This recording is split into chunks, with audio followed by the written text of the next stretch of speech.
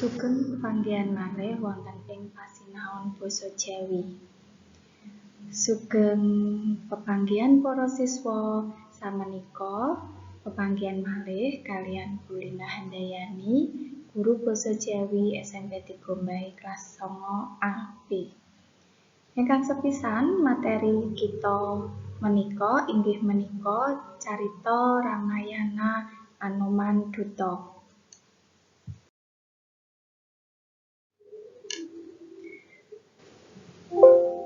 Para siswa, wondene kompetensi dasaripun kangge materi menika inggih menika ingkang sepisan memahami teks cerita Ramayana. Menika kompetensi dasar pengetahuan.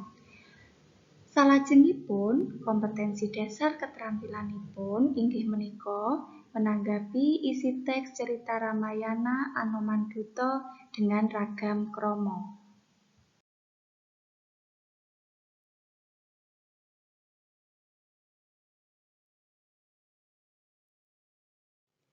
Para siswa, wondene tujuan pembelajaran wonten ing materi cerita Ramayana Anoman Duta menika ingkang sepisan inggih menika peserta didik mampu mengidentifikasi jenis teks cerita pewayangan Jawa. Kaping kalih inggih menika peserta didik mampu mengidentifikasi unsur intrinsik cerita dalam teks wayang Ramayana Anoman Duta. Ingkang kaping 3 inggih menika peserta didik mampu menentukan kalimat utama dalam paragraf teks cerita wayang Ramayana Anoman Duta. Ingkang kaping 4 peserta didik mampu menentukan gagasan pokok dalam paragraf teks cerita wayang Ramayana Anoman Duta. Ingkang kaping gangsal, peserta didik mampu menyebutkan tingkat tutur dalam bahasa Jawa. Ingkang kaping 6, peserta didik mampu mengidentifikasi penggunaan tingkat tutur dalam bahasa Jawa dan bahasa pewayangan. Ingkang pungkasan inggih menika peserta didik mampu menanggapi isi teks cerita Ramayana Anoman Duta dengan ragam krama. Para siswa kelas 9 ingkang Bu Lina tresnani, sumangga sesarengan kita nyinau materi babagan wayang carita Ramayana Anoman Duta. Ananging saderengipun mlebet materi utama, para siswa kedah mangertosi wondene carita wayang ing tanah Jawa mliginipun kaperang dados kalih. Ingkang sepisan inggih menika carita wayang Ramayana. Ingkang kaping kalih inggih menika carita wayang Mahabharata. Babagan menika Bu Lina pitados bilih para siswa menika sampun mangertos. Amargi materi menika sampun para siswa tampi nalikanipun kelas 7 kaliyan kelas 8.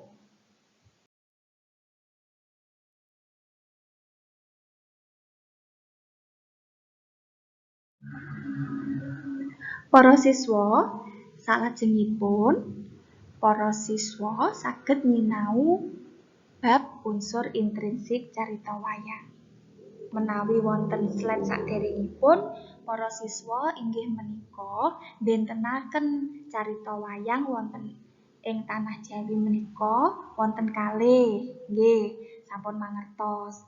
Salajengipun wonten slide menika kita nyinau unsur intrinsik pembangun carita wayang. Wondene unsur intrinsik pembangun carita wayang ingkang badhe kita sinau sesarengan, Bu Lina watesi namung 6 kemawon. Ingkang setunggal inggih menika tema, ingkang asring dipuntegesi underaning gagasan kang dados laparing carita wayang. Tegesipun, tema menika sekupipun langkung wiyar tinimbang irah-irahan. Menawi irah-irahan sipatipun khusus. Irah-irahan wonten ing carita wayang saged dipun jenengi lakon. Nggih, menika unsur intrinsik ingkang pisanan. Wondene unsur intrinsik pembangun cerita wayang ingkang kaping kalih inggih menika alur. Menapa menika alur? Alur saged dipuntegesi urutaning lumakuning carita wayang. Unsur intrinsik kaping 3 inggih menika paraga. Paraga saged dipuntegesi paraganing carita ing sajroning wayang kasebut. Salajengipun, unsur intrinsik kaping sekawan inggih menika watak. Watak saged dipuntegesi sifat utawi karakter saking paraganing carita. Ingkang kaping gangsal inggih menika latar. Latar menika saged dipuntegesi panggenan, wekdal, lan kahanan ing sajroning carita wayang. Ingkang kaping pungkasan utawi kaping 6 unsur intrinsik carita wayang inggih menika amanat. Saged dipuntegesi pitutur luhur kang dumunung ing sajroning carita wayang menika.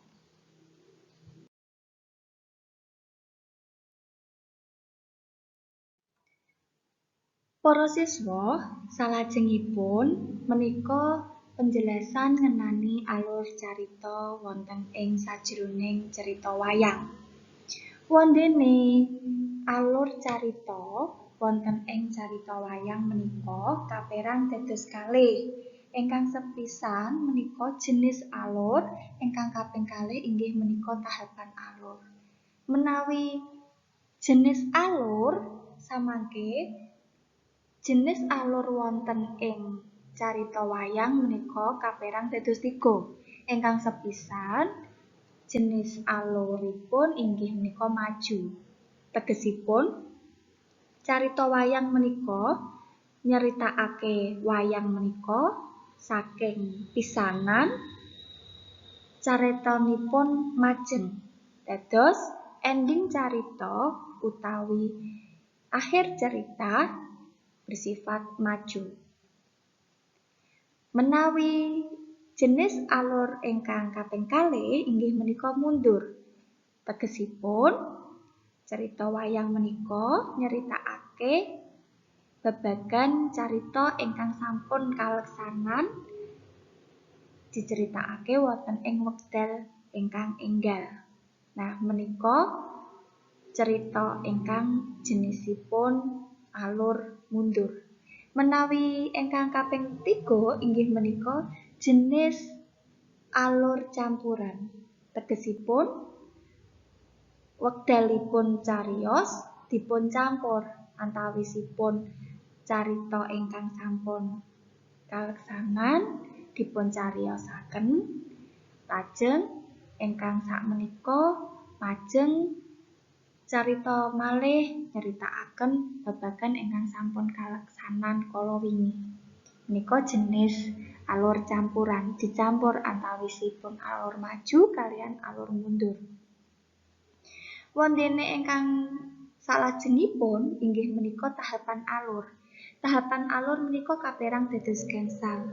Ingkang sepisan menika pemaparan utawi pengenalan cerita. Ingkang kaping kalih menika inggih penampilan konflik cerita. Ingkang kaping 3 inggih menika klimaks. Klimaks biasanipun wonten ing carita wayang menika puncaking carita. Ingkang kaping sekawan inggih menika antiklimaks. Asring kasebut peleraian masalah. Ingkang kaping gangsal inggih menika penyelesaian utawi ending cerita. Dados dipunbintenaken menawi alur carita menika ingkang dipun takenaken menapa jenis menapa tahapan. Menawi jenis cacahipun wonten 3, menawi tahapan cacahipun wonten gangsal.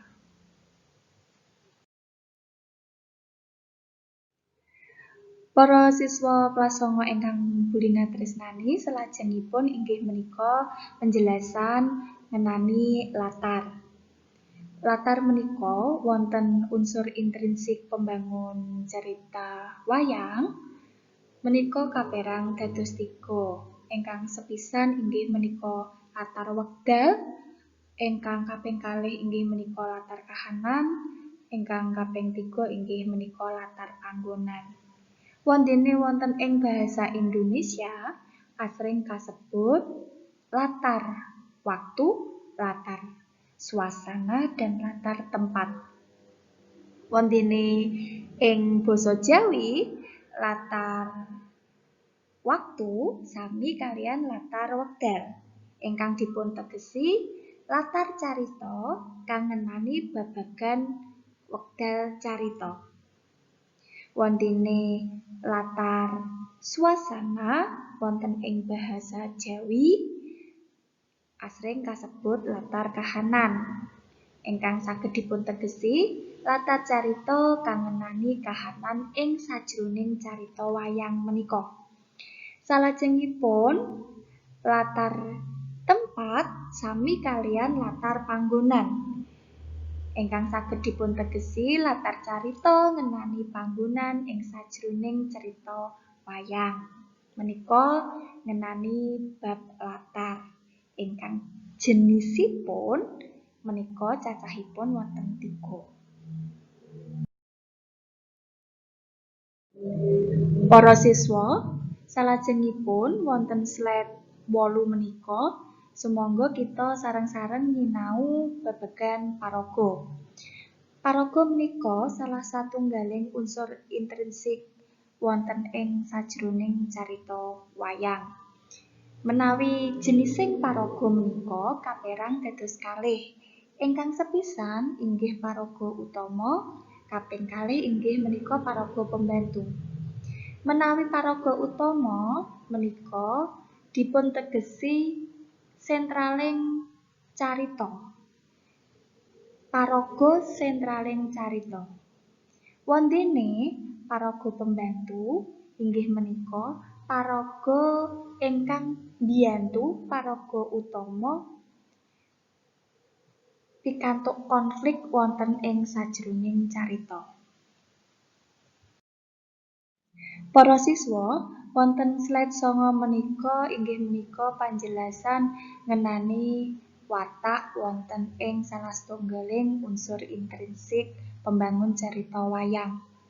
Jenising watak paraga wonten ing sajroning cerita wayang menika kaperang dados 3. Ingkang sepisan inggih menika paraga watak antagonis, kaping kalih inggih menika paraga watak protagonis, kaping 3 inggih menika paraga watak dirtagonis. Para siswa kelas 9 ingkang Bulina tresnani, samangke wonten ing slide 12 menika inggih kita nyinau ngenani wayang Ramayana lakon Anoman Duta. Wayang Ramayana lakon Anoman Duta menika kalebet wonten ing carita wayang Ramayana. Dados wonten ing sajroning wayang Ramayana menika wonten lakon kang diarani Anoman Duta. Nah, kangge mbentenaken ingkang sipatipun khusus Anoman Duta menika saged dipun cireni saking paraganipun. Ingkang sepisan wonten ing sajroning crita lakon Anoman Duta menika wonten paraga ingkang asmanipun Anoman, Prabu Rama. Kaping 3 inggih menika Dewi Sinta, kaping 1 inggih menika Lesmana, kaping gangsal inggih menika Rahwana. Wondene teks carita wayang Ramayananipun samangke Bulina bagi wonten ing platform WA ingkang saged dipun sinau para siswa wonten dalem.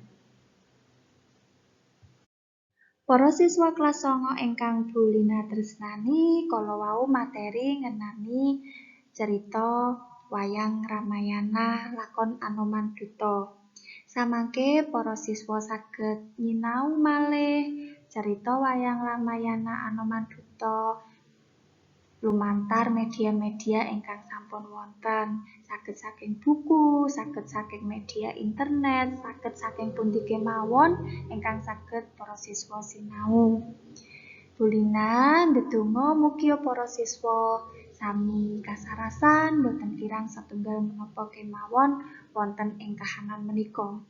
Cekap semanten, matur nuwun. Wassalamualaikum warahmatullahi wabarakatuh.